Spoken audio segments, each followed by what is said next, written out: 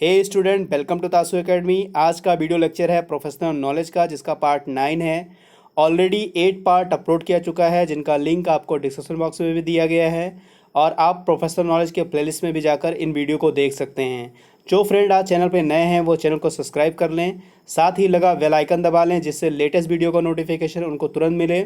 और वीडियो को लाइक कर दें, अपने दोस्तों के साथ शेयर कर दें और कमेंट करके बताएं को वीडियो कैसा लगा। तो चलिए बिना टाइम वेस्ट किए शुरू करते हैं आज का प्रोफेशनल नॉलेज। स्टूडेंट, अगर आप चाहते हैं कि आपको लेटेस्ट वीडियो का नोटिफिकेशन तुरंत मिले तो सबसे पहले आप चैनल को सब्सक्राइब कर लें और साथ ही लगा बेल आइकन भी प्रेस कर लें, जिससे आपको लेटेस्ट वीडियो का नोटिफिकेशन तुरंत मिले। फ्रेंड, आपसे रिक्वेस्ट है कि वीडियो को लाइक जरूर कर दिया करिए। Which of the following is not a fundamental right. ठीक है, इस क्वेश्चन में हम लोग फंडामेंटल राइट की बात करेंगे और इस क्वेश्चन में ये कह रहा है कि कौन सा फंडामेंटल राइट नहीं है। ठीक है, क्वेश्चन आपके कॉन्स्टिट्यूशन भी प्रोफेशनल नॉलेज में पूछे जाते हैं, संविधान से भी क्वेश्चन आता है, बट बहुत नहीं आते हैं। एक बार 2016 का जो पेपर था, ठीक है, उसमें टोटल 8 क्वेश्चन हमारे कॉन्स्टिट्यूशन से पूछे गए थे, संविधान से पूछे गए थे, और तब से इतने क्वेश्चन कभी नहीं पूछे गए हैं। ठीक है, तो क्वेश्चन करीब 2 से 4 के बीच में क्वेश्चन कॉन्स्टिट्यूशन से रहते हैं। बहुत टफ नहीं होता है, इजी होता है। मैं आपको हर जितने भी पार्ट हैं, टोटल 8 पार्ट मैं अब तक करा चुका हूं आपको। उन सब में किसी ना किसी में देखा होगा आपने, किसी में 360 पूछ लिया गया था आपसे, ठीक है, किसी में आपसे सेक्शन 14 आर्टिकल 14 पूछा गया होगा।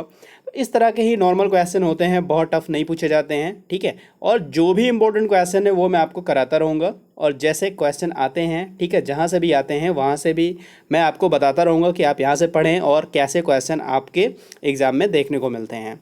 तो ये क्वेश्चन बेसिकली पूछ रहा कौन सा फंडामेंटल राइट नहीं है। क्या right to life fundamental right है? बिल्कुल, आप कहेंगे यस। और right to property no. Right to property हमारा फंडामेंटल राइट नहीं है। आपको यहाँ कमेंट करके ये बताना है कि राइट टू प्रॉपर्टी हमारा कौन सा राइट है। ठीक है, ये आप ज़रूर कमेंट में करके बताइए। और बाकी सारे हमारे जैसे राइट अगेंस्ट एक्सप्लॉयटेशन ये भी है, एजुकेशनल राइट ये भी है। ठीक है, तो right to life, right against exploitation, ठीक है, एजुकेशनल राइट्स, ये सारे हमारे कौन से हैं?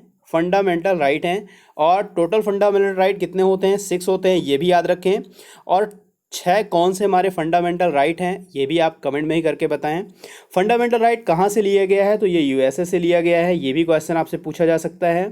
और फंडामेंटल राइट का जो आर्टिकल है वो कितने से कितने में दिया गया है? तो फंडामेंटल का राइट जो दिया गया है वो दिया गया है आर्टिकल 12 से लेकर 35 तक। ठीक है, 12 से लेकर 35 तक पूरा फंडामेंटल राइट बताया गया है। टोटल 6 हैं और ये यूएसए से लिए गए हैं। आपको यहाँ 2 आंसर करना है कमेंट बॉक्स में कि ये जो 6 हमारे फंडामेंटल राइट है कौन कौन से हैं, और राइट टू प्रॉपर्टी जो है ये कौन सा राइट अब बन चुका है, और कितनेवें अमेंडमेंट में ये जो है फंडामेंटल राइट से हटाकर एक नया राइट बना दिया गया था। ठीक है, तो ये आप आंसर कमेंट बॉक्स में ज़रूर करें। स्टूडेंट, ये क्वेश्चन है हमारा नेगोशिएबल इंस्ट्रूमेंट एक्ट यानी एनआई एक्ट 1881 से है। Which section of negotiable instrument act 1881 deals with dishonour of cheque. ठीक है, ये कीवर्ड आप याद रखें, for insufficiency of funds in account. ठीक है, कहने का मतलब ये है कि खातों में धन की जो अपर्याप्तता होती है, जिसे डिसऑनर ऑफ चेक बोलते हैं, वो चेक का अनादर जो भी है, ठीक है, वो एनआई एक्ट के किस सेक्शन में बताया गया है?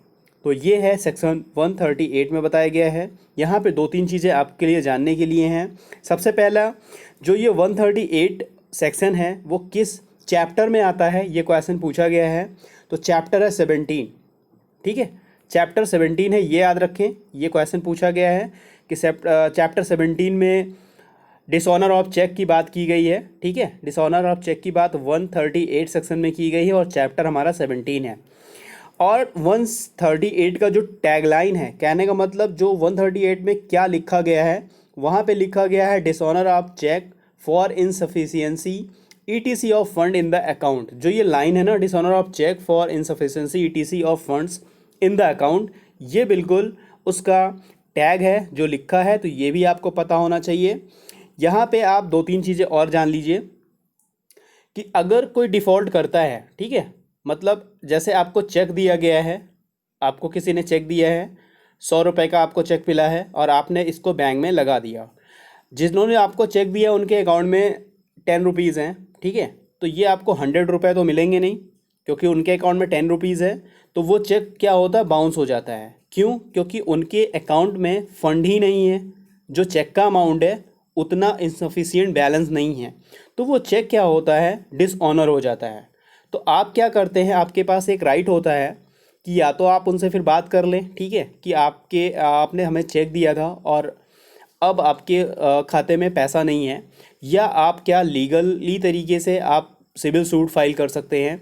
तो सबसे पहले लीगल नोटिस देना होता है, यानी 30 डेज़ के अंदर, जिस दिन आपका चेक डिसऑनर होता है उस दिन से लेकर 30 डेज़ के अंदर आपको एक लीगल नोटिस भेजना है, और जिस दिन वो लीगल नोटिस उनको मिलेगी उस दिन से लेकर 15 डेज़ के अंदर अगर वो पेमेंट नहीं करते हैं तो आप सिविल सूट फाइल कर सकते हैं। ये आपका राइट है, ठीक है। ये भी चीज़ें दी गई हैं 138 के 138 सब सेक्शन बी में, ठीक है। आपको 30 डेज़ का एक नोटिस, लीगल नोटिस भेजना होगा, और 138 सेक्शन सी में आपको मतलब उनको 15 दिन का जो नोटिस होगा, मतलब जिस दिन रिसीव होता है लीगल नोटिस उस दिन से लेकर 15 डेज़ के अंदर उनको पेमेंट करना होता है।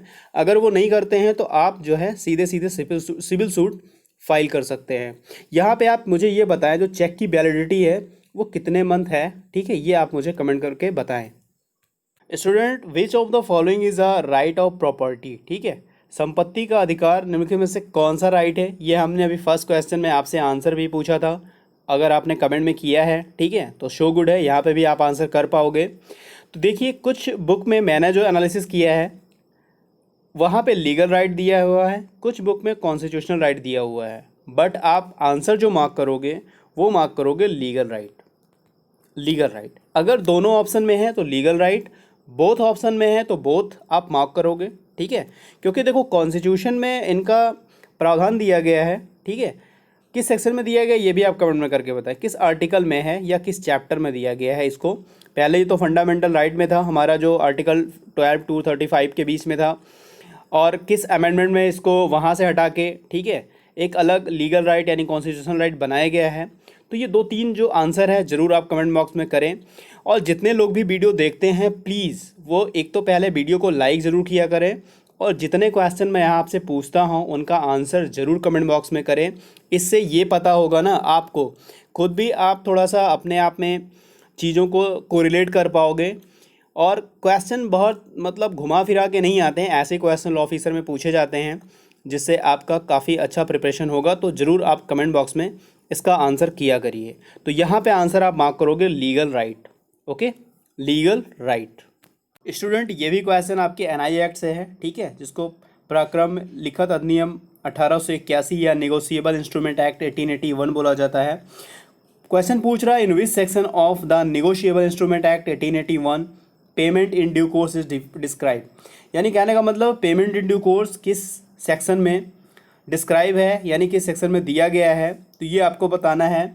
हम पिछले जो भी पार्ट में कराए हैं तो वहाँ सेक्शन आपको 8 भी करा चुके हैं और सेक्शन 9 भी करा चुके हैं। ये दोनों सेक्शन काफ़ी इंपॉर्टेंट हैं, इससे रिलेटेड हैं, क्योंकि 8 में जो है हमारा होल्डर है और 9 में है होल्डर इन ड्यू कोर्स, ठीक है, होल्डर इन ड्यू कोर्स। तो ये दोनों चीज़ों याद रखें, क्योंकि दोनों मैंने अगले जो भी पिछला पार्ट है उनमें किसी वीडियो में मुझे याद नहीं है किस पार्ट में मैंने करा रखा है। तो आप लोग रिवीजन करते रहिए और इसका नोट्स बनाते रहिए, यहीं से आपका क्वेश्चन काफ़ी पुटअप होगा। तो 8 और 9 मैं यहाँ पे पढ़ा चुका हूँ। अब बात करेंगे हम लोग सेक्शन 10 की, ठीक है। तो 8 में है होल्डर, 9 में होल्डर इन ड्यू कोर्स और 10 में है पेमेंट इन ड्यू कोर्स। तो इन तीनों को एक साथ ही आप कोरिलेट करके याद रखें, holder, holder in due course और पेमेंट इन ड्यू कोर्स, ठीक है। तो ये भी क्वेश्चन काफ़ी बार पूछा गया है। स्टूडेंट, बात करेंगे टीपीए की, ठीक है, ट्रांसफ़र प्रॉपर्टी एक्ट की, और इसका जो एक्ट है 1882 का है, ठीक है।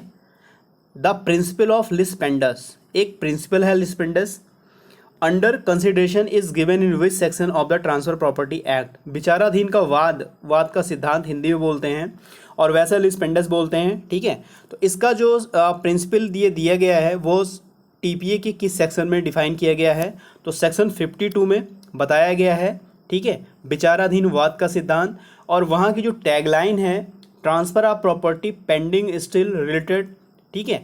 कहने का मतलब ये है कि जो प्रिंसिपल दिया गया है, काफ़ी प्रिंसिपल और काफ़ी लैटिन वर्ड ठीक है, लैटिन वर्ड भी और कुछ प्रिंसिपल भी हैं, जैसे ब्लू पेंसिल रूल है। अगर ब्लू पेंसिल रूल के बारे में आपको पता है तो बताएं किस सेक्शन में और किस एक्ट में दिया गया है। और एक पेंसिल करके और रूल है, ठीक है, तो वो भी आप बताएं। जो उससे रिलेटेड जितने भी हैं आपको अगर पता है तो बताएं, नहीं तो मैं आपको एक एक करके तो कराऊंगा ही, ठीक है। तो यहाँ पे 52 में दिया गया है। और अगर हम बात करते हैं उसकी टैगलाइन की, तो संपत्ति संबंधी वाद के लंबित रहते हुए संपत्ति का अंतरण, ठीक है। आप जाके सेक्शन 52 टीपीए का जरूर पढ़िएगा और मुझे भी कमेंट करके बताइएगा कि सेक्शन 52 क्या कह रहा है, ओरिजिनली में क्या कहना चाह रहा है section.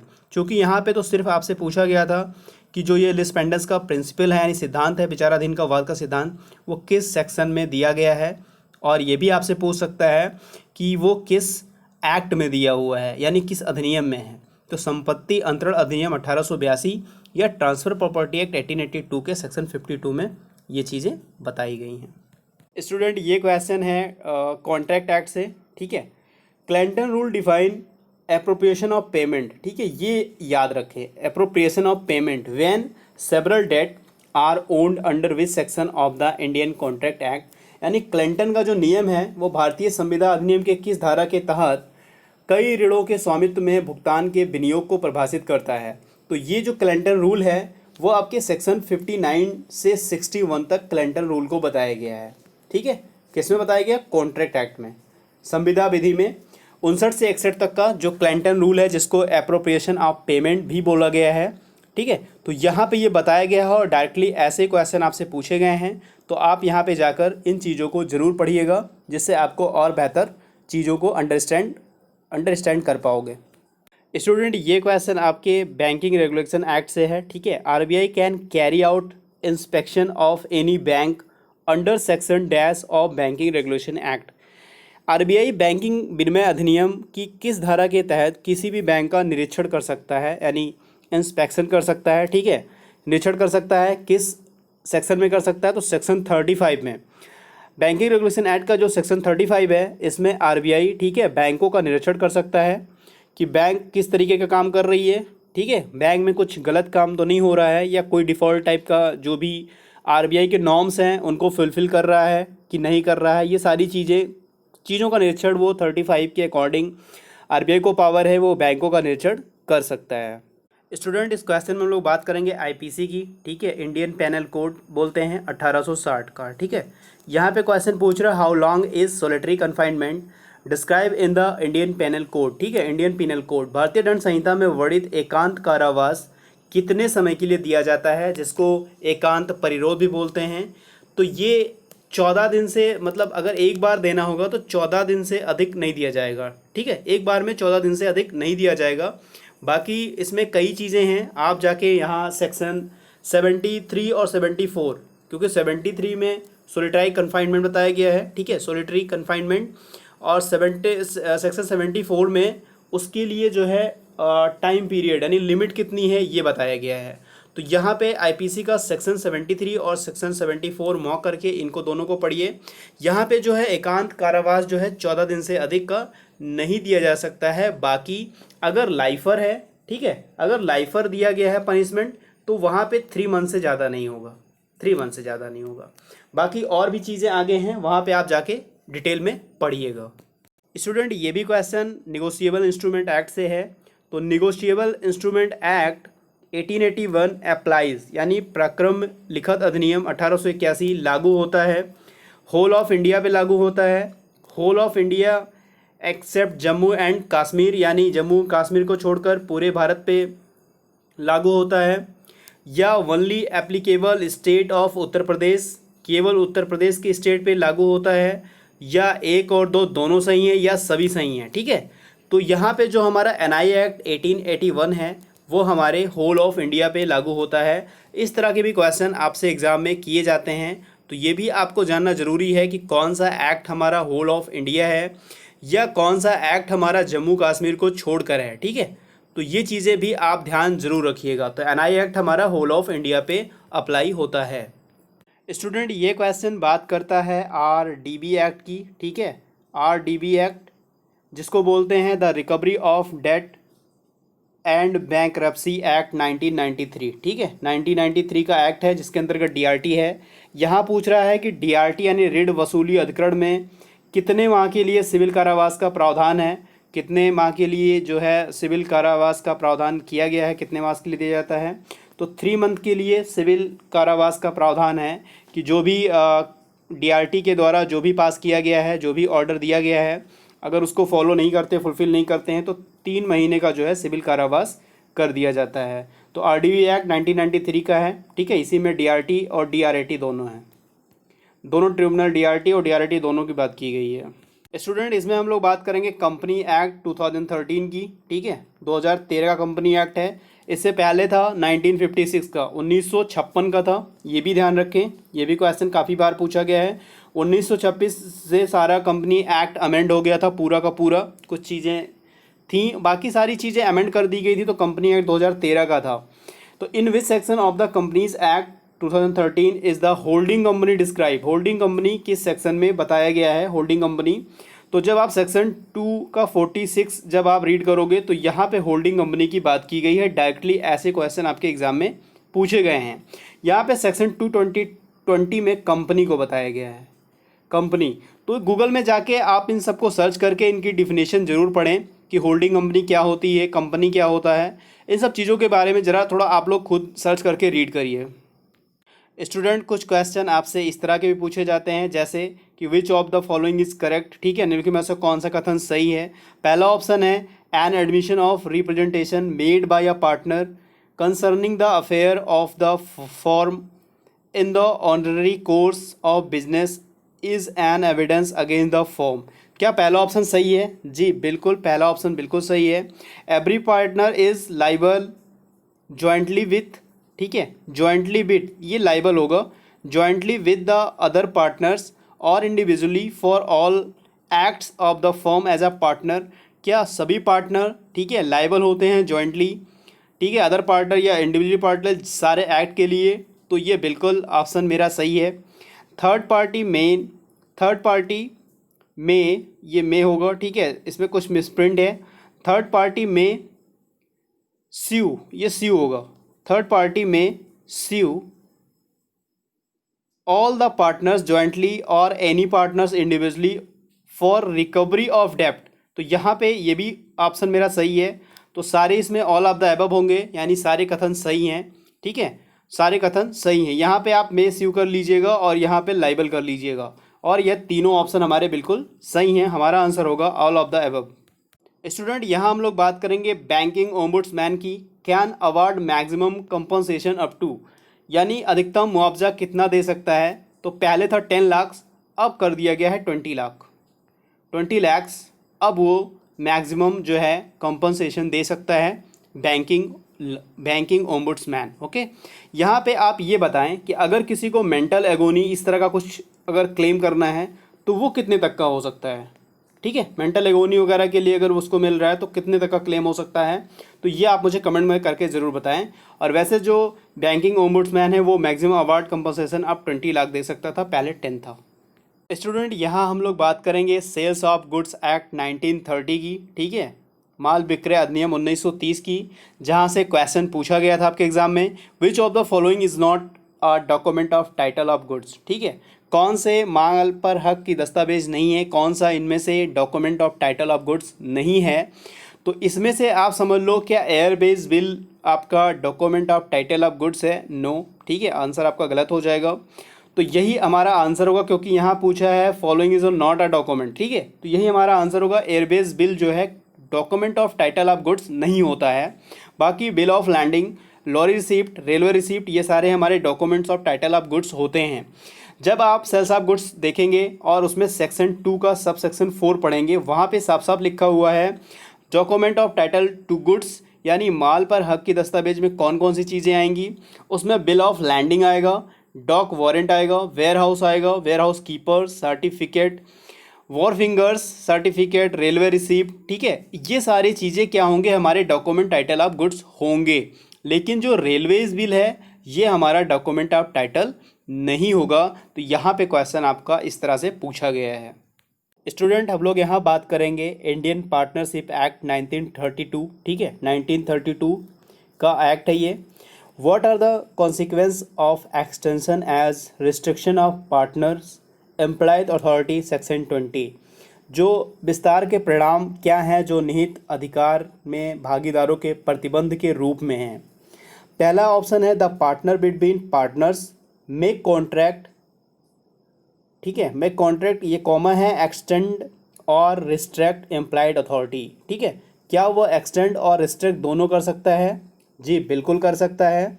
The firm will be liable for the act within the employed authority of a partner to the third party, ठीक है, क्या वो थर्ड पार्टी के पार्टनर के एक्ट से भी वो लाइबल होगा? बिल्कुल लाइबल होगा। The firm will not be liable if third party is not limitation on the authority of the partner, ठीक है, अगर उसकी लिमिटेशन उस अथॉरिटी यानी पर नहीं है पार्टनर पे, तो वो लाइबल नहीं होगा थर्ड पार्टी। तो यहाँ पे all of the above are applicable, यानी सभी ऑप्शन सही हैं। ये सेक्शन 20 पार्टनरशिप एक्ट का है, ठीक है, जहाँ पे बताया गया है कि अगर जैसे कोई काम, ठीक है, कोई वर्क फर्म में होता है, ठीक है, अगर कोई फर्म है उसमें कोई काम होता है तो वो तब तक लाइबल नहीं होगा जब तक जितने भी मतलब वर्क हैं उनको जानता ना हो, या तो उसके नॉलेज या उसके फेथ यानी विश्वास रखता हो कि वह ऐसा भागीदार नहीं है, ठीक है, ऐसा पार्टनर नहीं है। अगर उसको बिलीव या उसको इस तरह का नॉलेज ना हो तो फिर वो भागीदार मतलब उसका पार्टनरशिप नहीं है, ठीक है, आप इस बात को समझ रहे होंगे। सेक्शन 20 है, ठीक है, पार्टनरशिप एक्ट का, उसमें बताया गया है extension and restriction of partners employed authority. Employed authority में जो उसके विवेचित प्राधिकार हैं उनका विस्तारण या उनका निर्बंधन कैसे होगा, ठीक है। तो इसमें ये चीज़ें हैं कि जैसे अगर कोई पार्टनर है उसके द्वारा फर्म की तरफ से कोई वर्क यानी कोई कार्य का काम किया जाता है जो उसके मतलब एम्प्लॉयड अथॉरिटी में ही आता है, अगर वो कोई काम वर्क कर रहा है और उसके एम्प्लॉयड अथॉरिटी में ही वो आता है और वो फर्म को मतलब बाउंड करता है, ठीक है, जिसके भी साथ वो अपना बिजनेस या व्यापार का जो भी बात कर रहा है, या उस सारे एक्ट को वो जानता ना हो, ठीक है, या उसके नॉलेज में ना हो, उसके फेथ में ना हो कि वह उस पार्टनर मतलब उस फर्म का पार्टनर है या नहीं है, ठीक है, तो यहाँ पे उसको राइट होता है, ठीक है। शायद आप कोरिलेट कर पा रहे होंगे और आप सेक्शन 22 ज़रूर पढ़िएगा, आपको वहाँ और डिटेल पता चल जाएगा। बाद में मैं आपको जब बेयर एक्ट पढ़ाऊँगा, अभी तो मैं आपको क्वेश्चन करा रहा हूँ, फिर मैं आपको एक एक बेयर एक्ट का काफ़ी डीपली नॉलेज दूंगा। Okay, move on next question. तो फ्रेंड आज के वीडियो में बस इतना ही, ठीक है। आई होप आप लोग को सारे क्वेश्चन काफ़ी अच्छे लगे होंगे, काफ़ी अच्छे लेवल के भी हैं और काफ़ी सर्च के बाद और काफ़ी मतलब खोज बीनने के बाद आपके सामने ये सारे क्वेश्चन मैं लेकर आया हूँ। तो आप भी इन सब चीज़ों का काफ़ी अच्छे से अध्ययन करिए, काफ़ी अच्छे से रीड करिए, जिससे आप जब भी क्वेश्चन सॉल्व करें या पेपर एग्ज़ाम दें या कभी भी आपसे कोई क्वेश्चन कर रहा हो तो इसका आंसर आप लोग तुरंत दें। तो चलिए फ्रेंड, इतना सपोर्ट करने के लिए आप लोगों का बहुत बहुत धन्यवाद। चलिए मिलते हैं नेक्स्ट वीडियो में। God bless you to all, thank you for watching, और वीडियो को लाइक ज़रूर कर दीजिएगा फ्रेंड।